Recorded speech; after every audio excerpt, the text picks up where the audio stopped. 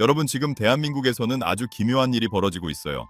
통계청 발표를 보면 사망자 수는 매년 역대 최고치를 갈아치우고 있는데 정작 그분들을 모셔야 할 장례식장들은 줄줄이 문을 닫고 있거든요. 사람이 죽어나가는데 장례 장소는 사라지는 이 소름 돋는 역설.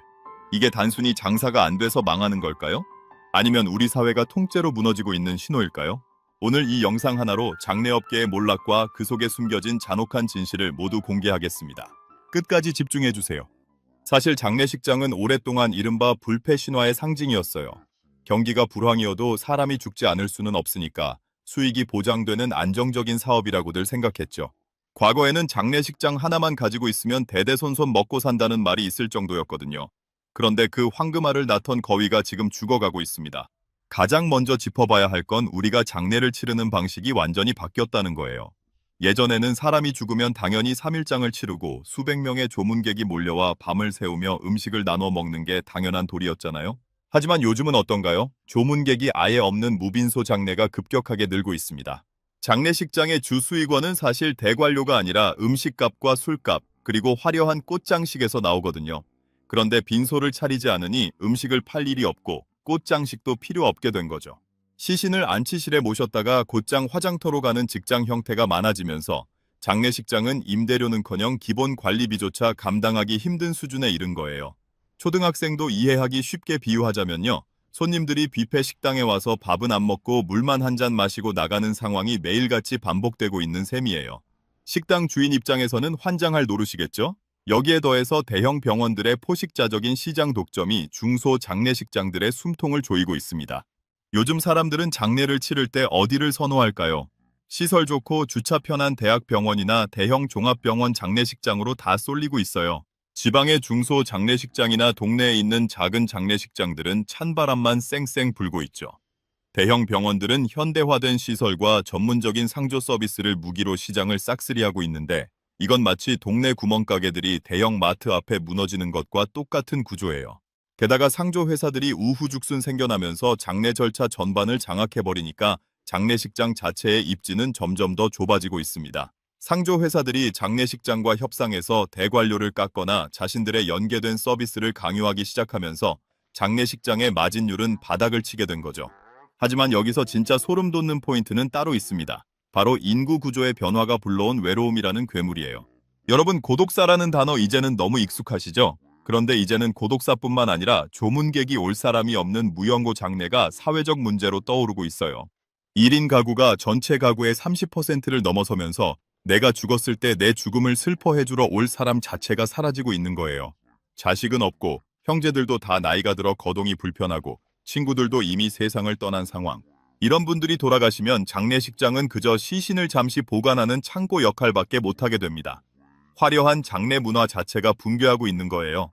이건 단순히 돈의 문제가 아니라 인간관계라는 사회적 자산이 소멸하고 있다는 뜻이거든요. 자, 그럼 여기서 궁금증이 하나 생기실 거예요. 아니, 그래도 사망자 수가 저렇게 많은데 박리다매로라도 운영하면 되지 않을까라고요. 그런데 이게 말처럼 쉽지가 않습니다. 장례식장을 운영하는 데 들어가는 비용이 상상을 초월하게 올랐거든요. 다음 파트에서는 장례식장 사장님들이 폐업 신고서를 쓸 수밖에 없게 만든 그 잔인한 비용의 압박과 현장의 목소리를 아주 구체적으로 들려드릴게요. 우리가 미처 몰랐던 장례식장 내부의 경제학을 알게 되시면 아마 깜짝 놀라실 거예요. 자, 그럼 이제 장례식장 사장님들이 밤잠을 설치며 고민하는 진짜 속사정을 한번 들여다볼게요. 많은 분이 사람이 죽으면 무조건 돈을 번다고 생각하시지만 이건 정말 큰 오해거든요. 장례식장은 기본적으로 장치 산업이에요. 24시간 내내 시신을 안치하는 냉장시설을 가동해야 하고 분향소의 온도를 일정하게 유지해야 하죠. 그런데 최근에 전기료랑 가스비가 얼마나 올랐나요? 고지서를 받아든 사장님들이 비명을 지를 정도예요. 여기에 인건비는 또 어떻고요? 장례 지도사나 조문객 음식을 준비하는 분들을 구하기가 하늘의 별 따기예요. 힘들고 기피하는 일이라는 인식이 강해서 월급을 아무리 올려줘도 사람이 안 오거든요. 결국 사장님이 직접 서빙을 하고 밤샘 근무를 하다가 버티지 못하고 문을 닫는 경우가 허다합니다. 여기서 우리가 흔히 하는 오해 중 하나가 장례식장은 폭리를 취한다는 생각이에요. 예전에는 수의나 관값을 몇 배씩 부풀려서 팔기도 했지만 요즘은 정보가 너무 투명해요. 스마트폰 클릭 몇 번이면 수의 가격이 다 나오는데 어떻게 예전처럼 장사를 하겠어요? 게다가 상조 회사들이 중간에서 다 관리를 하니까 장례식장이 가져가는 마진은 점점 줄어들고 있어요. 오히려 음식에서 수익을 내야 하는데 조문객이 없으니 밥솥은 계속 식어가고 남은 음식은 다 쓰레기통으로 들어가는 게 현실입니다. 구체적인 사례를 하나 들려드릴게요. 경기도 외곽에서 20년 넘게 장례식장을 운영하시던 김 사장님이라는 분이 계셨어요. 그분 말씀이 예전에는 하루에 조문객이 500명은 우스웠대요. 주차장이 꽉 차서 난리가 났었죠. 그런데 작년에는 하루 평균 조문객이 50명도 안 됐다고 해요. 심지어 3일 내내 빈소가 비어있는 날도 많아졌고요. 김 사장님은 결국 작년 말에 폐업 신고를 하셨습니다. 사망자 수는 늘어나는데 손님은 없는 이 기묘한 상황을 김 사장님은 죽음이 너무 가벼워진 시대라고 표현하시더라고요. 그럼 여기서 우리가 궁금한 게 생기죠. 아니, 조문객들은 다 어디로 간 걸까요? 그 답은 우리의 바뀐 생활 방식에 있습니다. 예전에는 동네 사람이 죽으면 마을 전체가 축제처럼 모였지만 이제는 옆집에 누가 사는지도 모르잖아요. 결혼은 안 하고 혼자 사는 사람은 늘어나고 자식들도 외국에 나가 있거나 연락이 끊긴 경우가 많아요. 그러다 보니 장례를 치러줄 사람도 없고 올 사람도 없는 거예요. 이게 바로 장례식장이 망해가는 가장 슬프고도 확실한 이유입니다. 그럼 우리는 이제 어떤 준비를 해야 할까요? 장례식장이 줄폐업하는 이 시대에 우리는 우리 부모님 혹은 나의 마지막을 어떻게 계획해야 할지 실전적인 가이드를 드릴게요. 첫째로 이제는 화려한 장례보다는 실속 있는 작은 장례를 미리 준비해야 합니다. 무조건 큰 빈소를 빌리는 게 아니라 가족끼리만 모일 수 있는 작은 공간이나 아예 빈소를 차리지 않는 방식도 진지하게 고려해 봐야 해요. 둘째는 상조 상품을 고를 때도 신중해야 합니다. 장례식장이 문을 닫고 있는 상황에서 특정 장례식장과 연계된 상품보다는 전국 어디서나 쓸 수 있는 범용성 있는 상품을 선택하는 게 안전하겠죠. 자, 그런데 말이죠. 이렇게 장례식장이 사라지고 있는 현상 뒤에 우리가 전혀 예상치 못한 또 다른 산업이 무섭게 성장하고 있다는 사실 알고 계셨나요? 장례식장의 불은 꺼지고 있는데 그 대신 온라인상에서 영원히 꺼지지 않는 불이 켜지고 있습니다. 죽음의 무대가 현실에서 가상세계로 이동하고 있다는 증거인데요. 다음 파트에서는 장례식장 대신 우리가 찾아가게 될 메타버스 추모관과 디지털 유산에 대한 아주 신기하고도 소름 돋는 이야기를 해볼게요. 우리가 알고 있던 죽음의 정의가 완전히 뒤바뀌는 순간입니다. 자, 그럼 이제 여러분과 함께 아주 묘하고도 소름 돋는 미래의 풍경 속으로 더 깊이 들어가 보려고 해요. 아까 장례식장의 불은 꺼지고 있는데 온라인의 불은 켜지고 있다고 말씀드렸죠? 이게 무슨 말이냐면요. 이제는 사람들이 굳이 먼 길을 달려가서 향을 피우고 절을 하는 대신 스마트폰 앱을 켜서 가상 분향소에 접속하고 있어요. 예전에는 말도 안 되는 소리라고 했겠지만 지금은 메타버스 추모관이라는 게 아주 진지하게 운영되고 있거든요. 죽은 사람의 목소리를 인공지능으로 복원해서 대화를 나누거나 생전의 모습을 3차원 캐릭터로 구현해서 함께 산책을 하는 서비스까지 나오고 있어요. 그런데 왜 이런 현상이 장례식장의 줄폐업을 가속화할까요? 가장 큰 이유는 역시 경제적인 결핍과 실용주의 때문이에요. 여러분, 요즘 수도권에서 번듯한 납골당 하나 구하려면 비용이 얼마나 드는지 아시나요? 웬만한 중고차 한 대 값은 그냥 나갑니다. 그런데 디지털 추모관은 서버 비용만 내면 되니까 훨씬 저렴하죠. 게다가 1인 가구가 늘어나면서 내가 죽은 뒤에 내 무덤을 관리해줄 사람이 없다는 사실을 사람들이 너무나 잘 알고 있어요. 풀이 무성하게 자란 무덤을 남기느니 차라리 영원히 썩지 않는 디지털 데이터로 남는 게 낫다고 생각하는 거죠. 실제로 요즘 젊은 세대들 사이에서는 엔딩 노트라는 게 유행이에요. 내가 죽으면 내 소셜 미디어 계정은 어떻게 해달라, 내 컴퓨터의 데이터는 어떻게 삭제해달라 같은 지시를 미리 남기는 거죠. 장례식장의 화려한 꽃 장식보다 내 디지털 유산의 정리가 더 중요해진 시대가 온 거예요.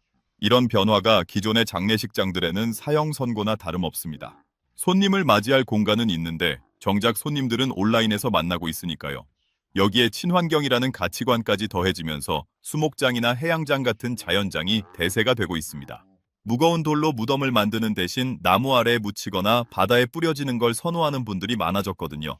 이런 방식은 장례식장의 수익 모델인 안치료나 제사 비용을 원천적으로 차단해버립니다. 장례식장 입장에서는 정말이지 사방이 꽉 막힌 형국인 거죠. 그런데 여러분, 여기서 진짜로 우리가 생각해 봐야 할 지점이 하나 있어요. 장례식장이 사라진다는 건 단순히 건물이 없어지는 게 아니에요. 우리가 죽음을 대하는 태도가 그만큼 가벼워지고 있다는 뜻이기도 하거든요. 누군가의 죽음을 슬퍼하고 기리는 시간조차 효율성이라는 잣대로 평가받는 세상. 이게 과연 발전일까요? 아니면 인간다움의 상실일까요? 사실 장례식장 폐업의 이면에는 구인난이라는 현실적인 문제도 아주 크게 자리 잡고 있습니다.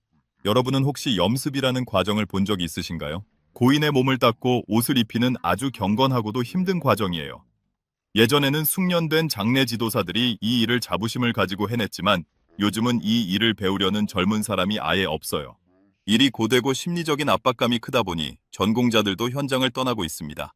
일할 사람이 없으니 장례식장은 운영하고 싶어도 할 수가 없는 상태에 빠지는 거죠. 인건비는 계속 오르는데 수익은 줄어드니 사장님들이 결국 폐업이라는 마지막 선택을 하게 되는 겁니다. 이제 이 긴 이야기의 끝을 향해 달려가 보려고 합니다. 장례식장의 줄 폐업이 우리에게 던지는 마지막 메시지는 무엇일까요? 그리고 우리는 이 피할 수 없는 변화 속에서 어떤 마음가짐으로 우리의 마지막을 준비해야 할까요? 단순히 비용을 아끼는 문제가 아니라 어떻게 하면 마지막 순간까지 인간으로서의 품위를 지킬 수 있을지에 대한 해답을 찾아야 할 때입니다. 계속해서 이 모든 현상을 아우르는 최종 요약과 함께 여러분이 지금 당장 실천할 수 있는 가장 품위 있는 엔딩 전략에 대해 말씀드릴게요. 이 시대를 살아가는 우리 모두가 반드시 알아야 할 생존 지식입니다. 끝까지 함께 해주실 거죠? 자, 그럼 이제 장례식장 경영의 최전선에서 벌어지는 아주 잔인한 숫자 싸움을 한번 살펴볼게요. 여러분은 장례식장이 단순히 빈소만 빌려주는 곳이라고 생각하시겠지만 사실 그 이면에는 거대한 에너지 비용과 인력 유지비가 숨어 있거든요. 최근 몇 년 사이 전기료와 가스비가 폭등했다는 소식 자주 접하셨을 거예요. 장례식장은 시신을 안전하게 모시기 위해 안치실 온도를 영하로 유지해야 하고 조문객들이 머무는 빈소는 24시간 내내 쾌적한 온도를 맞춰야 합니다. 그런데 이 에너지 비용이 과거보다 2배 이상 뛰면서 매출의 상당 부분이 공중으로 증발하고 있어요. 여기에 인건비 상승은 결정타가 됐습니다. 장례 지도사나 조리사분들은 감정 노동과 육체 노동의 강도가 워낙 높아서 이제는 웬만큼 높은 연봉을 제시하지 않으면 사람을 구할 수조차 없게 됐거든요. 실제로 지방의 한 장례식장은 운영할 사람이 없어서 사장님이 직접 염습을 하고 서빙까지 하다가 결국 과로로 쓰러지는 일까지 벌어졌습니다. 사망자 수는 늘어나서 일거리는 많은데 일할 사람이 없고 비용은 치솟는 이 기묘한 적자 구조가 장례식장의 줄 폐업을 부채질하고 있는 거예요. 여기서 우리가 흔히 하는 오해를 하나 짚고 넘어가야 할 것 같아요. 많은 분이 장례식장이 망하는 건 순전히 돈이 없어서 장례를 안 치르기 때문이라고 생각하시잖아요. 하지만 진실은 조금 다릅니다. 돈이 없는 게 아니라 죽음을 대하는 사회적 관계망 자체가 파괴된 게 근본적인 원인이에요. 예전에는 이웃 사촌이라는 말이 있을 정도로 주변의 죽음을 내 일처럼 챙겼지만 이제는 1인 가구가 전체의 3분의 1을 차지하는 시대거든요. 내가 죽었을 때 연락할 사람이 없고 나를 위해 찾아올 사람이 없으니 자연스럽게 장례의 규모는 줄어들 수밖에 없습니다. 빈소를 차려놓고 조문객을 기다리는 행위 자체가 사치가 되어버린 거예요. 장례식장 사장님들 입장에서는 손님이 한 명도 오지 않는 빈소를 지키며 전기료만 나가는 상황이 가장 무서운 시나리오인 거죠. 그럼 여기서 여러분이 궁금해하실 법한 질문을 하나 자문자답해 볼게요. 장례식장이 다 사라지면 나중엔 집에서 장례를 치러야 하는 걸까요? 답은 아닙니다. 장례식장이라는 물리적 공간 대신 병원 부속 시설이나 소규모 전문 추모관으로 수요가 완전히 재편될 거예요. 그리고 앞서 말씀드린 디지털 추모나 온라인 장례 서비스가 그 빈자리를 빠르게 채우게 될 겁니다. 이미 일본에서는 드라이브 스루 장례식이나 QR코드를 이용한 모바일 조문이 일상화되고 있는데 우리나라도 그 길을 아주 빠르게 따라가고 있거든요. 자, 이제 이 비극적이고도 현실적인 이야기들을 정리해 보려고 합니다. 사망자는 늘어나는데 장례식장이 줄 폐업하는 이 소름 돋는 현상은 결국 우리 사회가 얼마나 외로워지고 있는지, 그리고 우리가 얼마나 효율성만을 따지는 세상에 살고 있는지를 보여주는 뼈아픈 증거예요. 하지만 위기는 언제나 기회와 함께 오죠. 이런 변화를 미리 알고 준비한다면 우리는 적어도 마지막 순간에 당황하지 않고 품격 있는 마무리를 할 수 있을 거예요. 오늘의 핵심 내용을 세 줄로 요약해 드릴게요. 첫째, 장례식장의 폐업은 인구 고령화 속에서도 장례 문화가 무빈소와 소규모로 급격히 변하며 수익성이 악화되었기 때문입니다. 둘째, 고물가와 고임금이라는 비용의 습격이 장례식장의 경영 구조를 완전히 무너뜨렸습니다. 셋째, 1인 가구의 증가와 사회적 고립은 죽음을 기리는 방식 자체를 오프라인에서 온라인으로 이동시키고 있습니다. 여러분은 오늘 이 영상을 보시고 어떤 준비를 시작하시겠습니까? 당장 내가 원하는 마지막 모습이 무엇인지 가족들과 대화해보세요. 거창한 장례식보다 소중한 사람들과의 따뜻한 작별 인사가 더 가치 있는 시대가 오고 있으니까요. 품이 있는 죽음은 결국 품이 있는 삶에서 완성된다는 사실을 잊지 마시길 바랍니다. 도입부에서 말씀드렸던 불 꺼진 장례식장의 풍경 기억하시나요? 그 어둠은 단순히 경영난 때문이 아니라 우리가 잊고 지낸 관계의 소중함이 꺼져가는 신호일지도 모릅니다. 하지만 그 어둠 속에서도 여러분만큼은 새로운 시대의 죽음과 삶을 준비하는 지혜를 가지셨으면 좋겠어요. 오늘 이야기가 여러분의 미래 설계에 작은 힌트가 되었기를 바랍니다. 오늘 영상이 유익하셨다면 구독과 좋아요, 그리고 알림 설정까지 부탁드려요. 다음 영상에서는 장례식장의 폐업과는 정반대로 인구 절벽 시대에 오히려 수조 원의 돈이 몰리는 의외의 틈새 시장에 대해 다뤄볼게요. 시청해주셔서 진심으로 감사합니다.